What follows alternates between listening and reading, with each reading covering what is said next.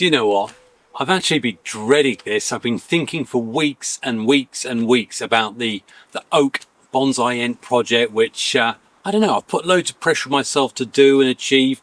You know that whenever I do oak plantings, they're normally the last of the repots to do. I can't put it off any longer.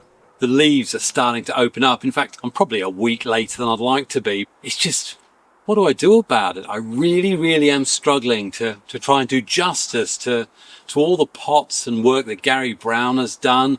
And I want to get it right. So I thought, do you know what?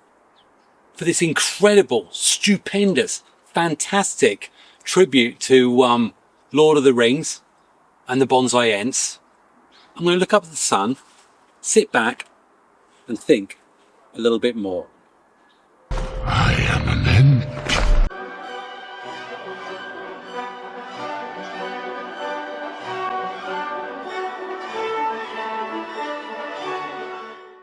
Hi, it's Xavier, and welcome to my bonsai retreat, and welcome to what will hopefully be an incredible repotting session with all of my oaks. I've got over 30 or 40 to choose from, plus the ones that are already created as Bonsai Ents. I really think it's time to wake up this sleeping dragon and see exactly what on earth I'm going to do with all of these incredible creations.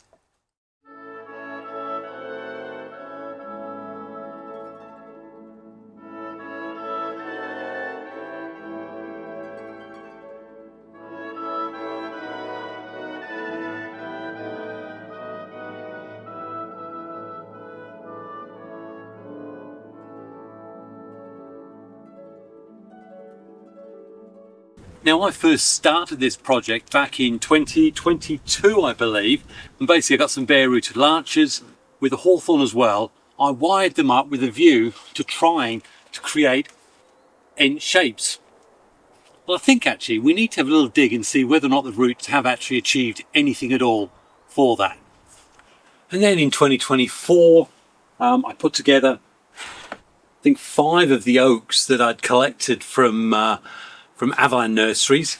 They all had interesting split roots and were already ready-made Bonsai Ents. So the larches really got left to one side, and these are primarily the ones that I'm looking to put into those incredible pots that Gary made for me in 2025. And when Gary got in contact with me last year, well, it blew my mind to think that he'd actually been following this project and said that he'd produced a little something that I might like. So, as you know from that video there, I went down and visited Gary and Bristol Bonsai Society Club Chairman, and came back with this, the Triple Trunk Zelkova Hobbit Home, which you saw me repot and use earlier in the year.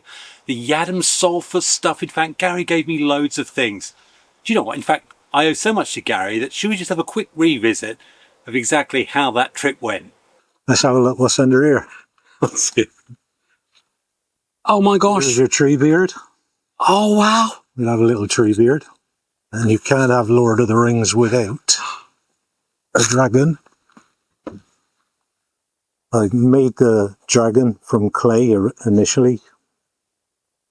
All the parts were made out of clay. I cast them, and I made it into a 3-piece unique dragon.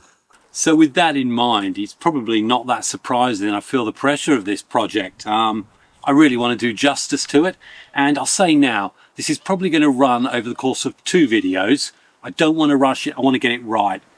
And I think I'm going to need not just the oaks that look like Ents, but some of the oaks that I've been developing as just single forests.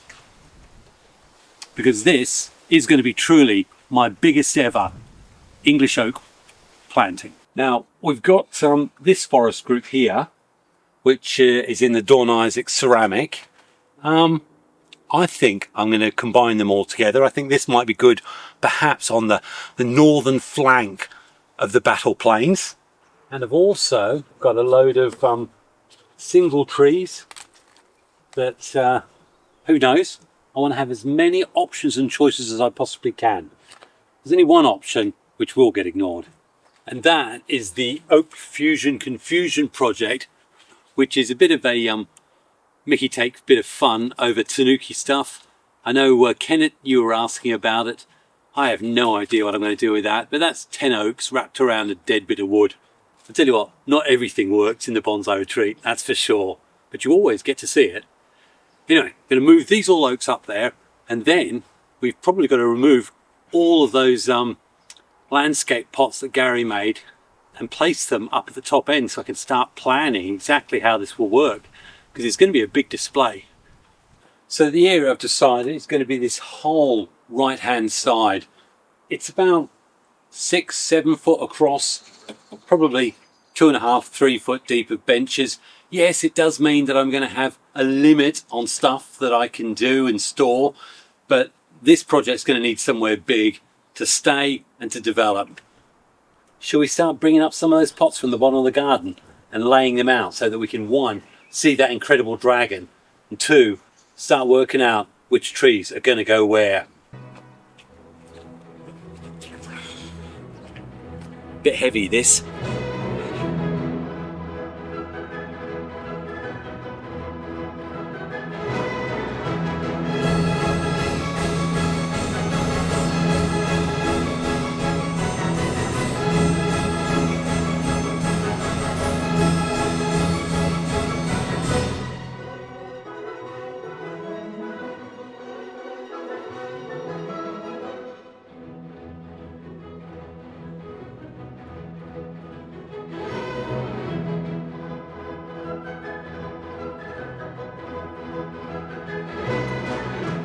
Well, it's just daunting laying it all out. It's the full area. Hopefully then we're going to have quite an impressive tree on the right hand side there, on top of the dragon's head. I want it to look like it's got, you know, big horned wings. I'm thinking of something that may not be an oak for that, but to find out what that is, you need to keep watching.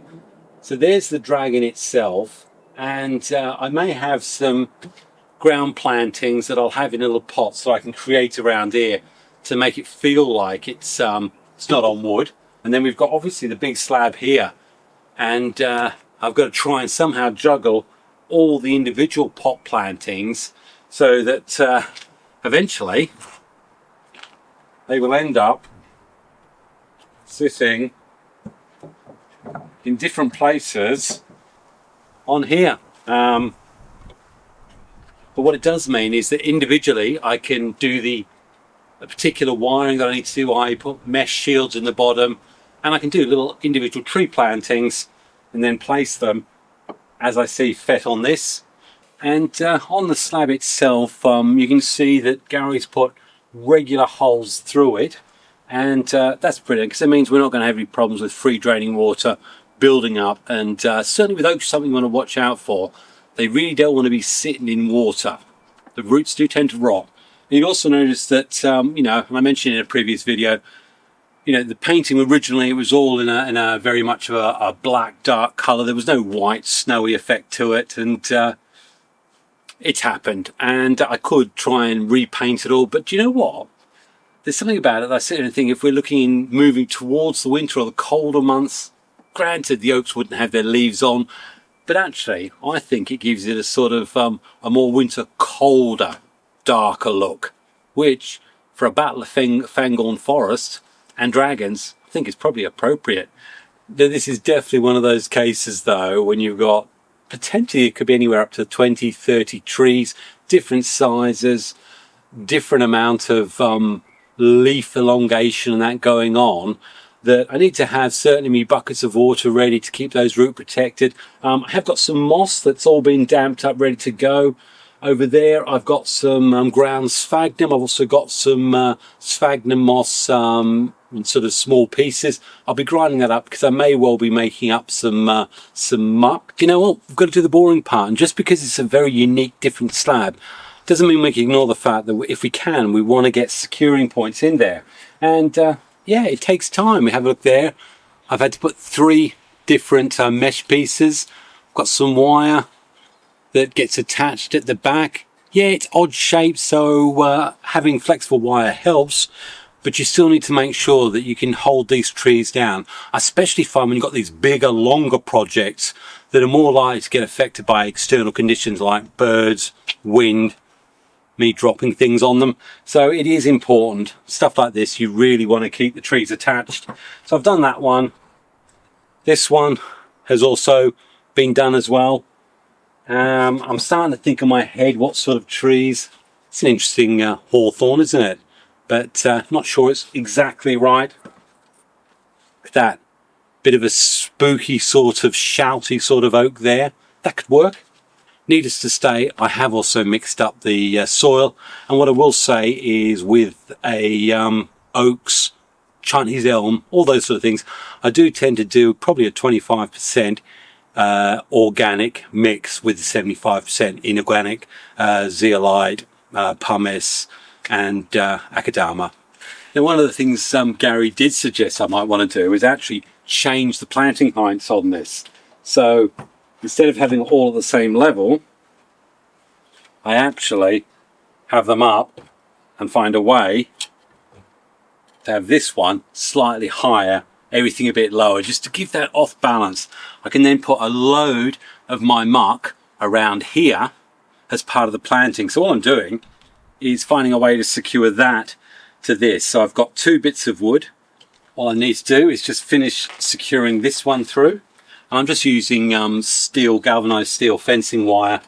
You need something really strong, and just literally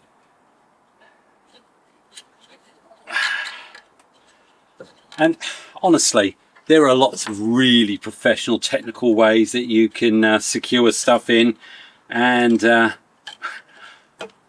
it's each to your own, to be honest. This is rough and ready.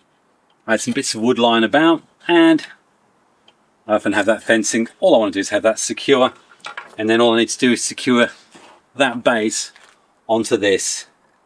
You want to get absolutely everything pot related, soil related, securing related sorted before you start uprooting the trees, especially if you've got a load of sun up there and the leaves have started to open up.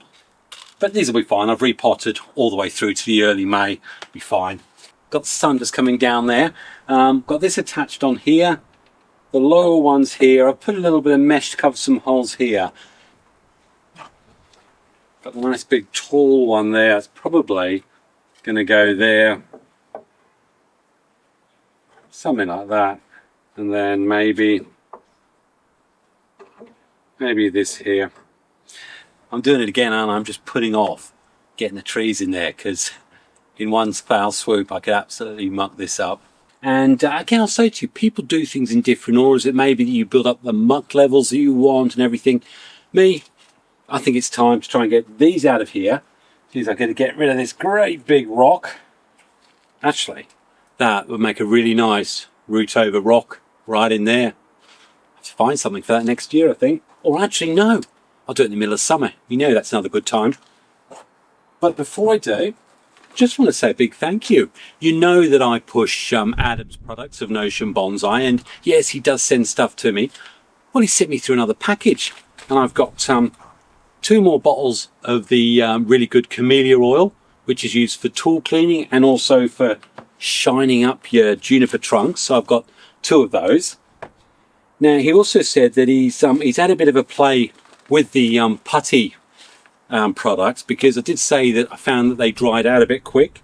He sent me some different colour cut putties. I'm assuming that's the grey and the black, the grey and brown, and then also we've got green, which he said specifically for maples. So anyway, anyone who wants to get some products from Adam of Notion Bonsai, I've been using them now for 18 months and I've been pretty happy with them. So, you know, the link somewhere around there, notionbonsai.com.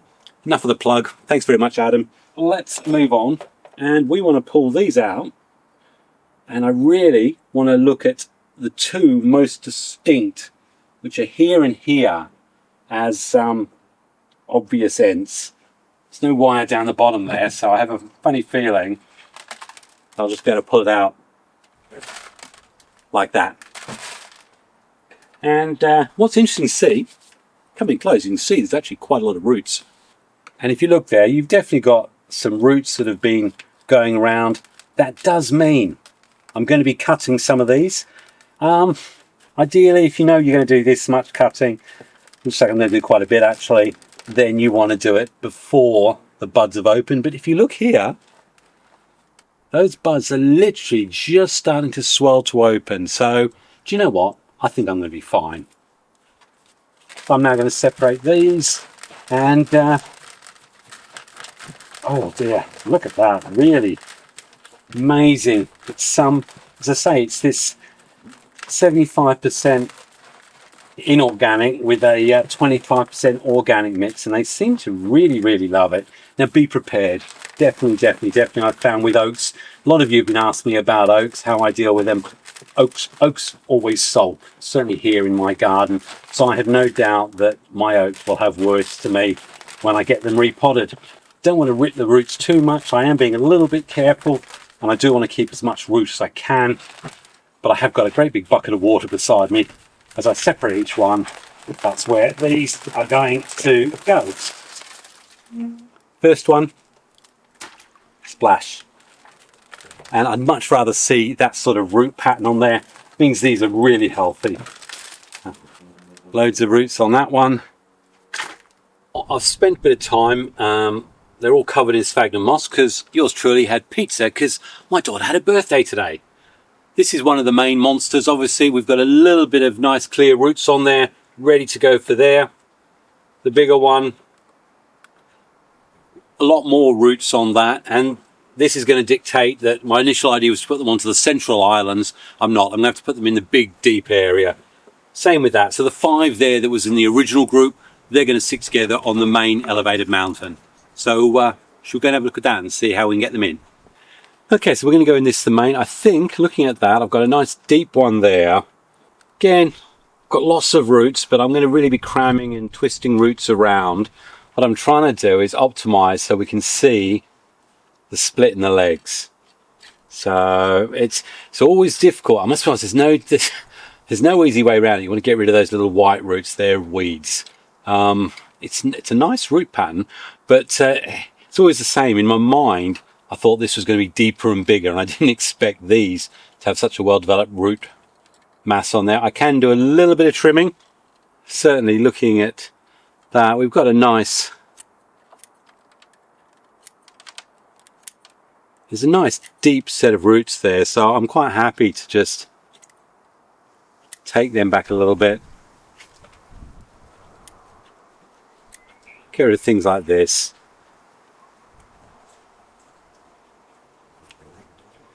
And again, if you look underneath, really nice set of roots there. I'm quite happy with that. So first thing I'm going to do is I'm actually going to put a little layer of sphagnum on the bottom. And I just find sphagnum has such, well, for trees, medicinal advantages, but also I just want to have something to act as a barrier. Doesn't really need to be, but along the sides here, and I put the soil in. That goes without saying, got some heat, so definitely need to be spraying the roots down. There are 2 key ones that are definitely Ent-like. We've got this one, and the key is, what I really want to do is make sure the one that looks like an Ent is actually the one that you see first, because we've got something like that. We've got this that has got the cross legs, and we've also got this one. Now I'm actually liking this one there. The buds are still relatively shut, so I'm feeling all right on that, and then I just need to tie this down. But let's keep him in nice and tight.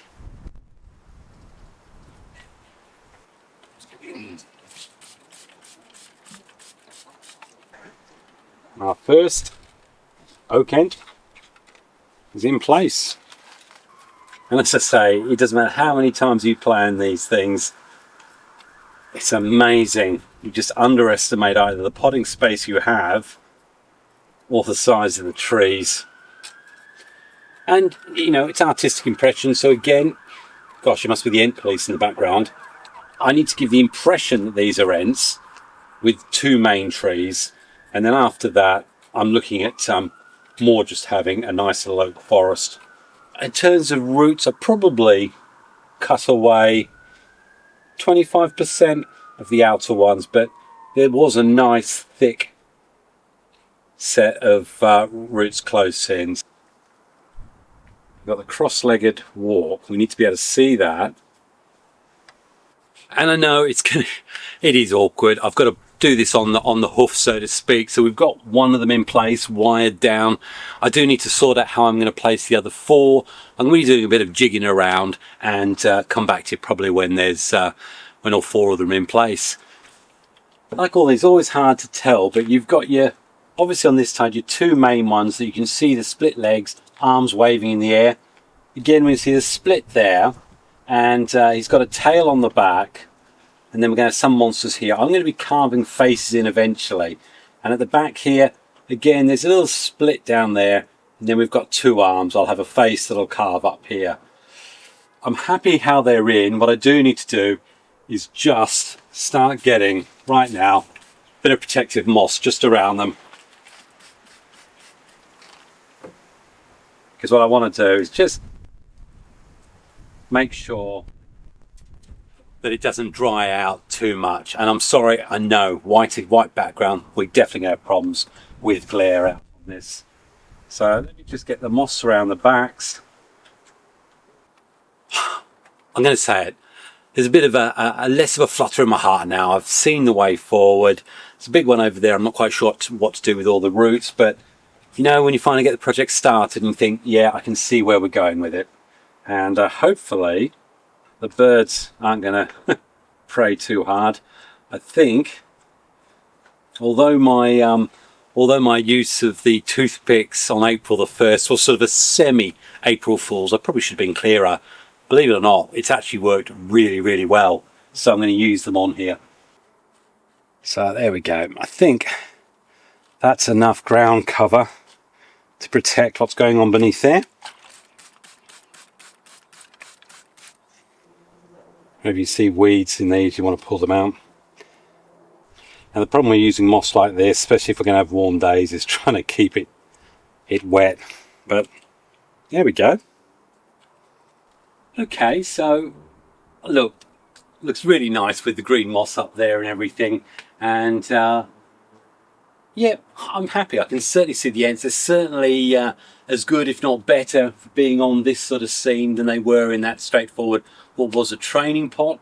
What I'm going to do now is start building up the mud and everything that's going to go under here and really concentrate on getting this end first. And it may be this big tree here may end up being under here or actually under there like that. And again, I'm going to have the troops in there at a certain point, but the scale, they're only that sort of size. So that's going to be something you're going to have to look forward to probably in part 2. Okay, well, hopefully you can see some changes there.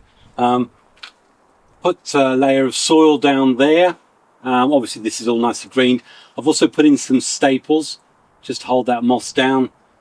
Put him around there, and I've whacked this big one straight down the middle there. So it's, again, in the end, it's remembering that although we're going for the Battle of the Oak Ent progression, so to speak, there's also a really beautiful English oak planting. And you know what?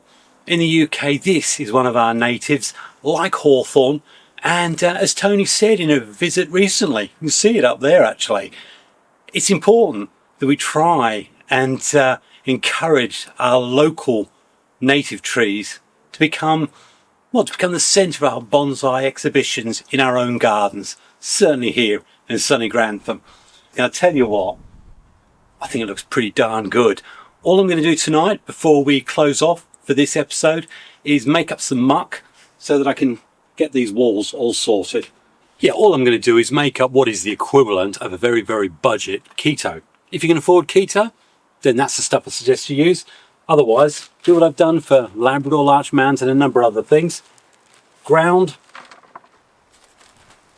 Completely ground sphagnum moss.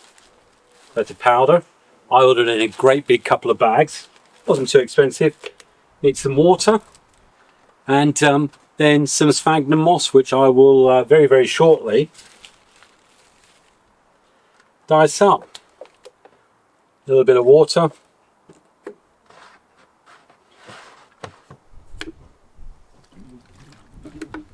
And invariably I find with this is you never put enough water, then you put too much water and you're forever trying to get the levels right. But you want it to be like a nice clay.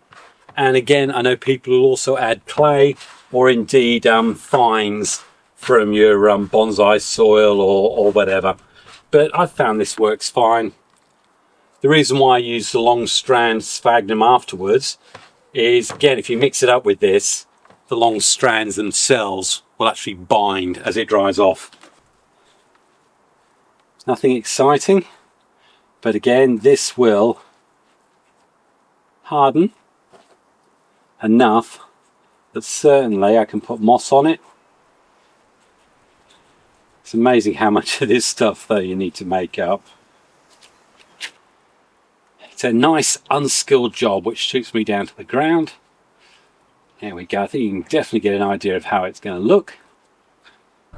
Well, all cleaned up, and I'm, well, you know I'm over the moon. You know when I'm really happy about it, because I'm beaming from ear to ear. I did say, though, that this was going to be 2 parts. We're going to have a look in a minute just exactly what's going to happen in part 2. But look, this is the first half of the Bonsai Ents, Fangorn Forest. I think this slab absolutely works brilliantly. Gary's idea to raise it up and then have levels gives it more interest, makes it vibrant. You can see them, they're climbing down. This is where the battle troops are going to be. Perhaps we might have the big wing Nazgul up here somewhere. But this is leaning. I really, really like it. Do you know what though? We still have to clean our tools. All I've used is my root shears. In fact, these are my go-to for everything, let's be honest. If ever you watch my videos, practically the only things you'll ever see me pruning with or doing anything with is these. Surprised I don't eat my dinner with them, to be fair. So we want to get rid of all the sticky stuff off, and I just use a 80 grit sanding block. Got a white clean rag, the Bonsai Camellia oil, which smells nice but also is antibacterial, fungicidal and insect repellent. There you go. Just put a bit of oil on there. Nice clean cloth. And I think even when you've had a big long day in the sun, which I have, this is just as important as your preparation, because what you want to be able to do is to, with a smile on your face, and I stab myself, put these away knowing that tomorrow when we do part 2 they'll be ready to use straight away. So very happy with that. Thanks very much, Adam. When next you come and see this, I may well already have done the rest of this side so that we can concentrate on that. And of course that is the dragon setup. As I said, something will be on this, wings coming down, and up there I want to have, well, I'm not going to tell you what's going to go up there. It could be 3 more oaks, which would go in with this whole oak plantation, or it could be a pretty spectacular, almost wing-like air layer I took a couple of years ago. But if you want to know about that, and indeed find out whether or not these 3 larch and this hawthorn at the back, which have been wired and beneath the soil in leg-like shapes, don't know if that's a leg-like shape, for 3 to 4 years now, we're going to have a little explore and see whether or not there's been any sort of hardening sufficient to actually bring them up out of the soil. In fact, put your bets in the comments. Large roots, been growing for 3-4 years, all the roots have been wired in a certain way. Do you think it's going to hold the weight of the tree? Not convinced myself. Let me know in the comments. Apart from that, I look forward to seeing you in probably 3 days' time, because part 2 will be Tuesday. Part 2, you will see the entire creation completed. You'll see what I do with the dragon, and indeed how they're looking. Apart from that, you know what? It's been a great day. That's an even better video to finish things off if you're bored. All I can say is happy bonsai and God bless. Cheers.